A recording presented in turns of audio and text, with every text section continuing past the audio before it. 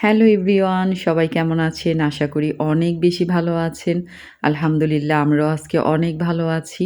আর আজকে আমাদের রংপুরে ২য় দিন ছিল। তো এইটা খুব সুন্দর গ্রামের সুন্দর সাজানো একটা বাড়ি।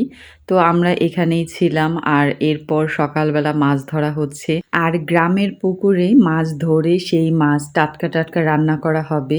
এটা ভাবতেই কিন্তু অনেক বেশি ভালো লাগে। তো আমরা সকাল থেকে মাছ ধরার এই দৃশ্যগুলো উপভোগ করছিলাম। আর যখন মাছ ধরা হচ্ছিল জাল থেকে একেকটা মাছ উঠে আসছিল আর সবার তো সেই কি আনন্দ!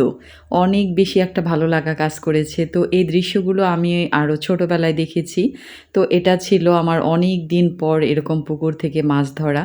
তো সারাদিন বাসায় রান্না-টান্না হয়েছে, খাওয়া-দাওয়া করে আমরা দুপুরবেলা আবার বের হয়েছি।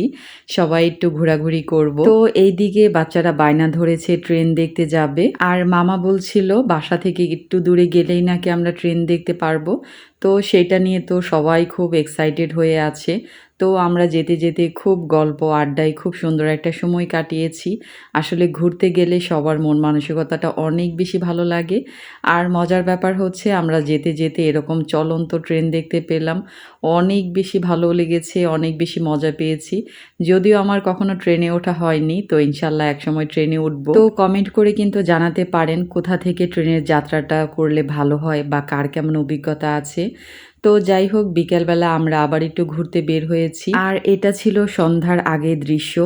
এত সুন্দর লাগছিল, খুবই সুন্দর জায়গাটা, একদম নিরিবিলি।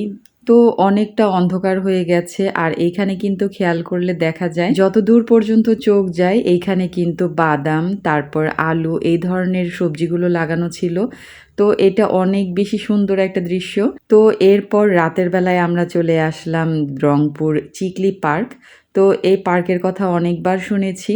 তো ভাবছিলাম এখানে একটু আসবো। তো রাতের বেলায় আমরা এসেছি আর এই সময়টাও কিন্তু অনেক বেশি সুন্দর ছিল। তো রাতের বেলা আমরা এখানে কয়েকটা রাইডে উঠেছি। তার মধ্যে সবচেয়ে বেশি আমার এই রাইডটা বেশি মজা লেগেছে। একদম পুরো সিটিটা দেখা যাচ্ছিল। আর রাতের বেলা দৃশ্য তো আরো বেশি সুন্দর লাগে। তো আলহামদুলিল্লাহ সারাটা দিন খুব ভালো একটা সময় কাটিয়েছি। আর আমার এই ছোট্ট ব্লগটা যদি ভালো লেগে থাকে সাপোর্ট দিয়ে পাশে থাকবেন। সবাই ভালো থাকবেন, সুস্থ থাকবেন। আল্লাহ হাফেজ।